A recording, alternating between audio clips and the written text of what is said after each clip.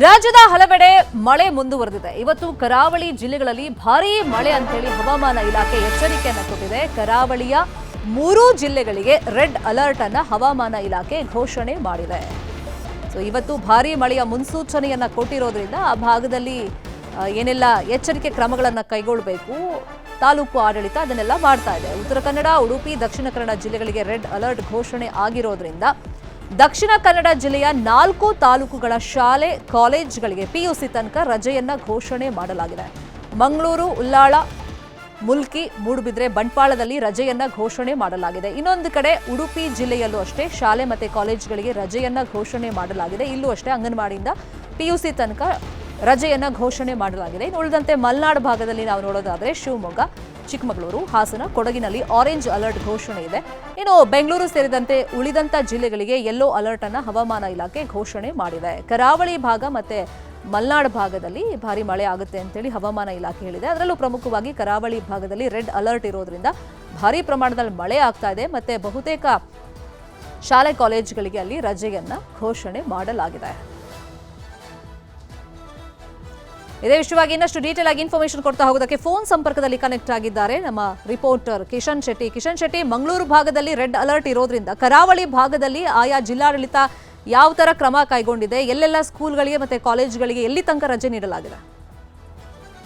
ಶರ್ಮಿತಾ, ಕರಾವಳಿ ಜಿಲ್ಲೆಯಲ್ಲಿ ಇವತ್ತು ರೆಡ್ ಅಲರ್ಟ್ ಅನ್ನ ಹವಾಮಾನ ಇಲಾಖೆ ಘೋಷಣೆ ಮಾಡಿದೆ. ರೆಡ್ ಅಲರ್ಟ್ ಹಿನ್ನೆಲೆಯಲ್ಲಿ ಇಡೀ ಜಿಲ್ಲೆಯಲ್ಲಿ ಭಾರಿ ಗಾಳಿ ಮಳೆ ಆಗ್ತಾ ಇದೆ. ನಿನ್ನೆ ರಾತ್ರಿ ಮಂಗಳೂರು ತಾಲೂಕಿನ ಹಲವೆಡೆ ಭಾರಿ ಗಾಳಿ ಮಳೆ ಆಗಿದೆ. ಈ ಹಿನ್ನೆಲೆಯಲ್ಲಿ ಮಂಗಳೂರು ತಾಲೂಕು, ಉಳ್ಳಾಲ, ಮುಲ್ಕಿ, ಮೂಡುಬಿದ್ರೆ ಮತ್ತು ಬಂಟ್ವಾಳ ತಾಲೂಕಿನ ಪ್ರೌಢಶಾಲೆಯಿಂದ ಹಿರಿಯ ಪ್ರಾಥಮಿಕ ವಿದ್ಯಾರ್ಥಿಯಿಂದ ಮತ್ತು ಪಿಯುಸಿ ತನಕ ಎಲ್ಲ ವಿದ್ಯಾರ್ಥಿಗಳಿಗೆ ರಜೆಯನ್ನ ಘೋಷಣೆ ಮಾಡಲಾಗಿರುವಂತದ್ದು. ಹಾಗಾಗಿ ಜಿಲ್ಲೆಯ ಜನ ಎಚ್ಚರಿಕೆಯಿಂದ ಇರಬೇಕೆಂಬ ಮನವಿಯನ್ನ ಸದ್ಯ ಜಿಲ್ಲಾಡಳಿತ ಮಾಡ್ತಾ ಇದೆ. ಯಾಕಂದ್ರೆ ಇವತ್ತು ಇಡೀ ಜಿಲ್ಲೆಯಲ್ಲಿ ಭಾರಿ ಗಾಳಿ ಮಳೆ ಆಗುವಂತ ಸೂಚನೆಯನ್ನ ಜಿಲ್ಲಾಡಳಿತ ಕೊಟ್ಟಿರುವಂತದ್ದು. ಪ್ರಮುಖವಾಗಿ ಜಿಲ್ಲೆಯ ಕಡಲ ತೀರ ಮತ್ತು ಪಶ್ಚಿಮ ಘಟ್ಟದ ತಪ್ಪಲಿನ ಭಾಗದಲ್ಲಿ ಭಾರಿ ಗಾಳಿ ಮಳೆ ಆಗುವಂತಹ ಸಾಧ್ಯತೆಗಳು ಕೂಡ ಇದೆ. ಈ ಹಿನ್ನೆಲೆಯಲ್ಲಿ ಜಿಲ್ಲಾಡಳಿತ ಜನರಿಗೆ ಸುರಕ್ಷಿತವಾಗಿರ್ಬೇಕೆಂಬ ಮನವಿಯನ್ನ ಸದ್ಯ ಮಾಡ್ತಾ ಇರುವಂತದ್ದು. ಯಾಕಂದ್ರೆ ಮುಂದಿನ 4-5 ದಿನಗಳ ಕಾಲ ಇದೇ ರೀತಿಯ ಮಳೆಯ ವಾತಾವರಣ ಇರುವ ಬಗ್ಗೆ ಹವಾಮಾನ ಇಲಾಖೆ ಸೂಚನೆ ಕೊಟ್ಟಿರುವಂತದ್ದು.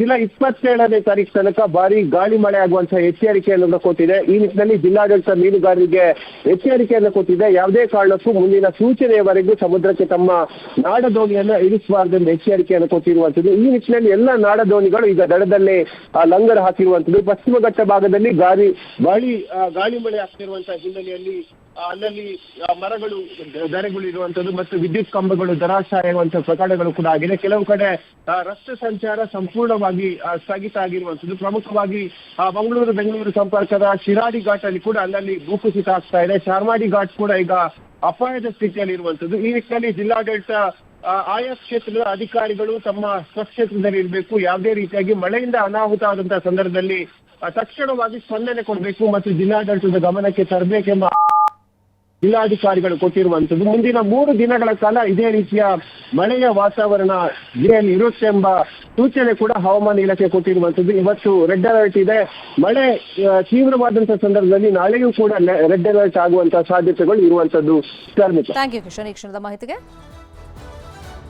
ಕಲಬುರಗಿಯ ಚಿಂಚೋಳಿ ತಾಲೂಕಿನಲ್ಲೂ ಕೂಡ ಭಾರೀ ಮಳೆ ಆಗ್ತಾ ಇದೆ. ಭಾರೀ ಮಳೆಗೆ ತತ್ತರಿಸಿ ಹೋಗಿದೆ ಚಿಂಚೋಳಿ, ಕಲ್ಲೂರ್, ಮಿರಿಯಾಣ ಮತ್ತೆ ಅನ್ವಾರ್ ಸುತ್ತ ಮಳೆ ಆಗ್ತಾ ಇದೆ. ಕಲಬುರಗಿ ಭಾಗದಲ್ಲೂ ಕೂಡ ಭಾರೀ ಮಳೆ ಆಗ್ತಾ ಇರೋದ್ರಿಂದ ಸಾಕಷ್ಟು ಪ್ರದೇಶಗಳಲ್ಲಿ ಅಲ್ಲೋಲ ಕಲ್ಲೋಲ ಸೃಷ್ಟಿಯಾಗಿದೆ. ತತ್ತರಿಸಿ ಹೋಗಿದೆ ಪ್ರಮುಖ ಪ್ರದೇಶಗಳು. ಸಿಮೆಂಟ್ ಕಾರ್ಖಾನೆ ಆವರಣ ಸಂಪೂರ್ಣವಾಗಿ ಜಲಾವೃತವಾಗಿದೆ. ಕೆರೆ ತರ ಆಗ್ಬಿಟ್ಟಿದೆ ಸಿಮೆಂಟ್ ಫ್ಯಾಕ್ಟರಿಯ ಆವರಣ. ನೀರಿನ ರಭಸಕ್ಕೆ ಅಲ್ಲಿ ಬ್ಯಾರಿಕೇಡ್ ಹಾಕಿದ್ರು, ಅದೆಲ್ಲ ಕೊಚ್ಕೊಂಡು ಹೋಗಿದೆ. ಅಷ್ಟು ಫೋರ್ಸ್ ಆಗಿ ನೀರು ಹರಿತಾ ಇದೆ, ಉಕ್ಕಿ ಹರಿತಾ ಇದೆ. ಆ ಭಾಗದಲ್ಲಿ ಹಳ್ಳ ಕೊಳ್ಳಗಳು, ಸೇತುವೆಗಳು ಜಲಾವೃತವಾಗಿದೆ. ಹಲವಾರು ಗ್ರಾಮಗಳಿಗೆ ಸಂಪರ್ಕ ಕಟ್ ಆಗಿದೆ. ಚಿಂಚೋಳಿ ಭಾಗದ ಜನರಿಗೆ ಸಾಕಷ್ಟು ಸಂಕಷ್ಟ ಉಂಟಾಗಿದೆ. ಹಂಗಂತ ಮಳೆ ದೂರಕ್ಕಾಗಲ್ಲ. ಮಳೆ ಬಂದಿದೆ, ಮಳೆ ಬರ್ದಿದ್ರೂ ತೀವ್ರ ರೀತಿಯಲ್ಲಿ ಜನ ಸಂಕಷ್ಟವನ್ನು ಪಡಬೇಕಾಗುತ್ತೆ. ಆದರೆ ಮಳೆ ಬಂದಿರುವಂಥ ಹಿನ್ನೆಲೆಯಲ್ಲಿ ಕೆಲವೊಂದು ಕಡೆ ಅವಾಂತರಗಳು ಸೃಷ್ಟಿ ಆಗಿದೆ. ಚಿಂಚೋಳಿ ಭಾಗದಲ್ಲಿ ಜನ ಸಂಕಷ್ಟವನ್ನು ಅನುಭವಿಸ್ತಾ ಇದ್ದಾರೆ. ದೃಶ್ಯಗಳಲ್ಲಿ ಗಮನಿಸ್ತಾ ಇದ್ದೀವಿ. ಅಲ್ಲಿ ಸಿಮೆಂಟ್ ಫ್ಯಾಕ್ಟ್ರಿ ಇದೆ, ಸಂಪೂರ್ಣ ಜಲಾವೃತವಾಗಿದೆ. ಬ್ಯಾರಿಕೇಡ್ ಹಾಕಿದ್ರು, ಆ ಬ್ಯಾರಿಕೇಡ್ ಎಲ್ಲ ಆ ನೀರಿನ ಫೋರ್ಸ್ಗೆ ಅದು ನೀರಿನ ಜೊತೆನೆ ಹರ್ಕೊಂಡು ಹೋಗ್ಬಿಡ್ತಿದೆ. ಇನ್ನು ಹಳ್ಳ ಕೊಳ್ಳಗಳೆಲ್ಲ ಆ ಭಾಗದಲ್ಲಿ ಉಕ್ಕಿ ಹರಿತಾ ಇದೆ. ಕಲಬುರಗಿ ಭಾಗದಲ್ಲಿ ಹಲವಾರು ಪ್ರದೇಶಗಳಲ್ಲಿ ಭಾರೀ ಮಳೆ ಯಾವ ಥರ ಅವಾಂತರಗಳನ್ನು ಸೃಷ್ಟಿ ಮಾಡಿದೆ ಅನ್ನೋದನ್ನು ತೋರಿಸ್ತಾ ಇದ್ದೀವಿ. ಅಂದರೆ ಜನಜೀವನ ಇದೀಗ ಅಲ್ಲೋಲ ಕಲ್ಲೋಲ ಆಗಿದೆ ಆ ಭಾಗದಲ್ಲಿ.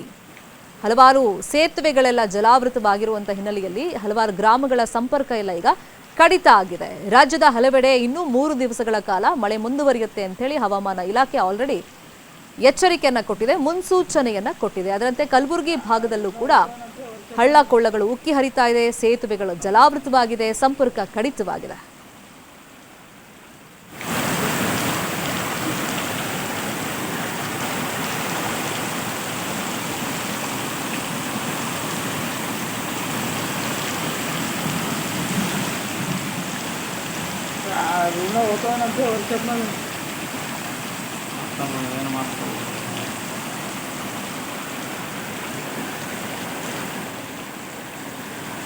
ಕಲಬುರಗಿಯ ಬಹುತೇಕ ಭಾಗಗಳಲ್ಲಿ ಭಾರೀ ಮಳೆ ಆಗ್ತಿರುವಂತ ಹಿನ್ನೆಲೆಯಲ್ಲಿ ಅಲ್ಲಿನ ಪರಿಸ್ಥಿತಿಯನ್ನು ತೋರಿಸ್ತಾ ಇದ್ದೀವಿ. ಸಿಮೆಂಟ್ ಫ್ಯಾಕ್ಟರಿ ಆವರಣ ಜಲಾವೃತವಾಗಿದೆ, ರಸ್ತೆ ಮೇಲೆಲ್ಲ ಅಪಾರ ಪ್ರಮಾಣದಲ್ಲಿ ನೀರು ಹರಿತಾ ಇದೆ, ಜನಜೀವನ ಅಲ್ಲಿ ಅಸ್ತವ್ಯಸ್ತವಾಗಿದೆ, ಹಳ್ಳ ಕೊಳ್ಳಗಳು ತುಂಬಿ ಹರಿತಾ ಇದೆ, ಸಾಕಷ್ಟು ಸೇತುವೆಗಳು ಜಲಾವೃತವಾಗಿದೆ, ಗ್ರಾಮಗಳ ಸಂಪರ್ಕ ಕಡಿತವಾಗಿದೆ.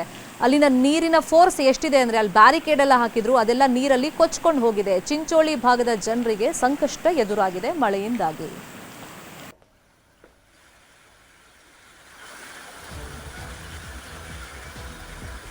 कितना लगता है बहुत ज्यादा है